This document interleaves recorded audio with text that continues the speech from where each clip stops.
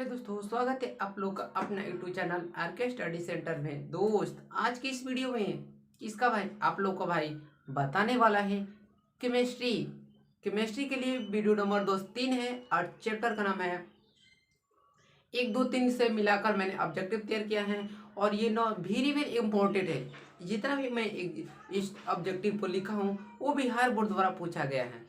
इसलिए इस वीडियो को इतना फैलाए कि पता चले ना कि लड़कों को कि बिहार बोर्ड ऐसा ऐसा ऑब्जेक्टिव पूछा है ना। और आप चैनल पर नए हैं तो चैनल को भी सब्सक्राइब कर लेना। ओके, अब चलिए हम स्टार्ट करते हैं।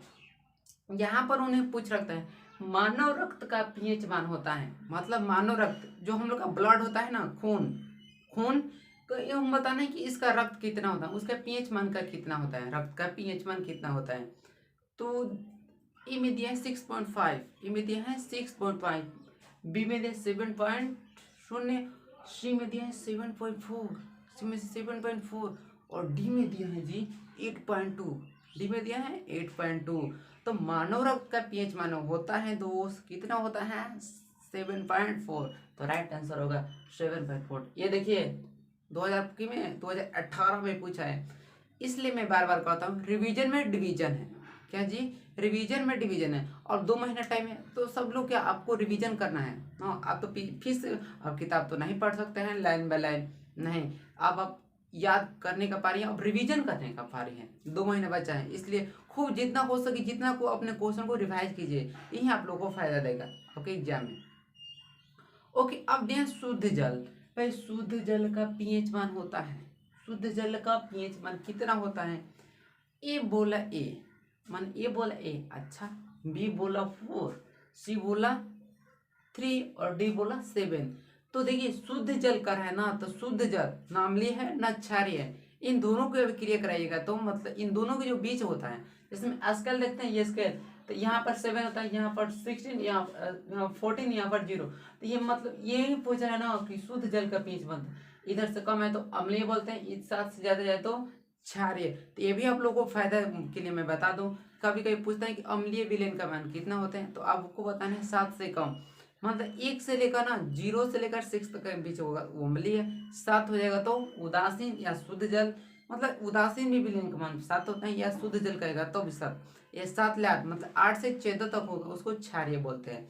यहाँ पूछा शुद्ध जल का पीएच मान कितना होता है, तो 7 होता है। ओके, पीछे वाले वीडियो में मैंने बताया दोस्त कि क्रियाशील समूह के नाम और टोलिन बताया ना कि टोलिन का निर्माण कहता हूँ बेंजीन रिंग में CH3 को जोड़ने पर टोलिन का। एनिलीन बताया ना बेंजीन रिंग में NH2 को जोड़ने पर एनिलीन प्राप्त होता है।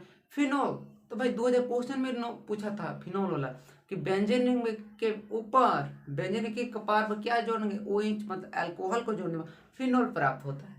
हमने बताया पीछे वाले वीडियो को नहीं देखा है तो देख लीजिएगा, वो वेरी वेरी इंपॉर्टेंट। सब बाकी सब वीडियो देखने के लिए महत्वपूर्ण है ना। और कल हमने एक मोटिवेट वीडियो अपलोड किए हैं दोस्त, उससे भी देख लेगा, उससे आपको फायदा भी मिलेगा। फिर 3 नंबर पे इलेक्ट्रॉन पर आवेश होता है।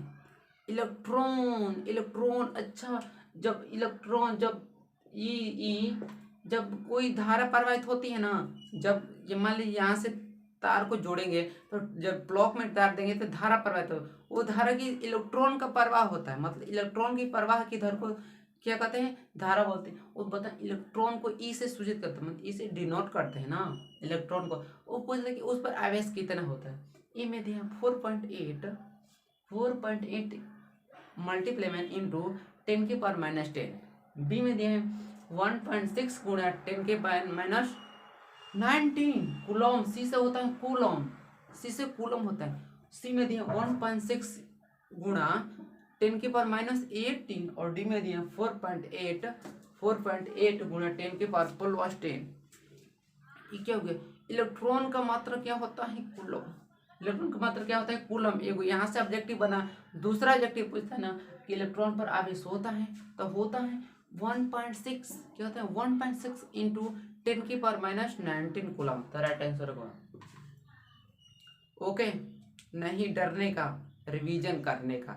ये वीडियो को कई बार देख लिए, ओको मैं फ्री में पढ़ रहा हूँ, फ्री है, फ्री में देखिए। नहीं तो कभी कभी किसी का वीडियो देख लेता हूँ, पैसा मांगता है, मैं पैसा नहीं लूँगा। वीडियो इसको कई बार देख सकते हैं आसानी से, 100 बार, अनगिनत बार, 10 बार, 20 बार अनाथ इतने जितना मन को उतना भी दे सकते हैं, उससे मतलब नहीं है। फिर दिया है 4 नंबर दी सामान्य ताप एवं दाब पर, मतलब सामान्य ताप मतलब 10 डिग्री, मतलब कोई भी समान ताप बढ़, मतलब कहीं नहीं टेम्परेचर बढ़ा दी, नहीं कोई पानी मतलब ज़्यादा गर्म नहीं तो उसको टेम्परेचर नहीं, जितना शुरू में स्टार्ट करेंगे उतना ही फिनिश करेंगे, मतलब कोई भी सामान्य ताप पर, सामान्य ताप एवं सामान्य दाब, जितना ताप है उतना दाब है पर गैस के 1 मोल का आयतन, मतलब 1 मोल का आयतन कितना होता है। ये 2015 में पूछा है, वेरी वेरी इंपॉर्टेंट। 2015 में ये पूछा है, देखिए ये भी क्वेश्चन पूछा 2019 में, जो 19 में हुआ था एग्जाम, उसमें पूछा था सुजल का पीएच में। देखिए सबसे आसान क्वेश्चन पूछा था, इसलिए मैं कोई भी क्वेश्चन उसको याद कीजिए, रिवीजन में डिवीजन है। पूछता है सामान्य ताप एवं दाब पर गैस के 1 मोल का आयतन कितना होता है। ऑप्शन इन्होंने दे रखा है 11.2 लीटर, बी में दिया है 22.4 लीटर, सी में दिया है 10.2 लीटर और डी में दिया है 22.8 लीटर। तो सामान्य ताप एवं दाब पर किसी गैस के 1 मोल का आयतन होता है, वो दोस्त होता है 22.4 लीटर। तो राइट आंसर होगा 22.4 लीटर। ये भी याद कीजिए, तो किसमें पूछा है, ये 2015 में पूछा है। देखिए 2015 में पूछा हो गया ना, पूछा है ना, पूछा है। नहीं विश्वास हो क्वेश्चन में करके देख लीजिए, क्वेश्चन में से पता चलेगा ना। 2015 क्वेश्चन में एक मैंने क्वेश्चन को इकट्ठा करने पर जो बनता है उसको क्वेश्चन बैंक, जितना भी क्वेश्चन पूछा उसको बैंक मतलब इकट्ठा किया गया, उसी ने नाम धरा गया उसका क्वेश्चन बैंक।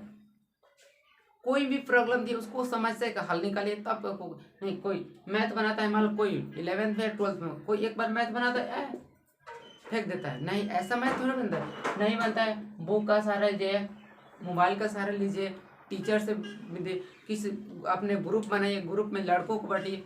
ऐसा होता है कि ऐसा नहीं कि मैथ बना लिया नहीं बने खाना तो छोड़ दिया, ऐसा नहीं होता। कोई भी प्रॉब्लम दिए उसको एक बार सोचो तब उसका हल होगा। ओके, अब इन्होंने दे रखा है 5 क्वेश्चन में अयस्क में उपस्थित अशुद्धियों को क्या कहते हैं। जब अयस्क देखे होंगे उसमें एक अशुद्धि पाया जाता है। अशुद्धि का मतलब अवांछनीय पदार्थ, जैसे में कंकड़ मिट्टी, इसी को बोलते हैं अवांछनीय पदार्थ। ये अशुद्धि को क्या कहते हैं। ये क्वेश्चन बिहार बोर्ड द्वारा 2009 में पूछा गया है कि अयस्क में उपस्थित अशुद्धियों को क्या कहते हैं। तो अयस्क में उपस्थित अशुद्धियों को गैंग कहते हैं। ओके, अयस्क में उपस्थित अशुद्धियों को गैंग कहते हैं। ओके, अब 6 नंबर क्वेश्चन की ओर बढ़ते हैं। 6 नंबर में दिए कॉपर पेराइट का सूत्र है। कॉपर पेराइट का सूत्र है, देखिए 10, 15, 17 में पूछा है। ये क्वेश्चन 3 बार पूछा है, देखिए।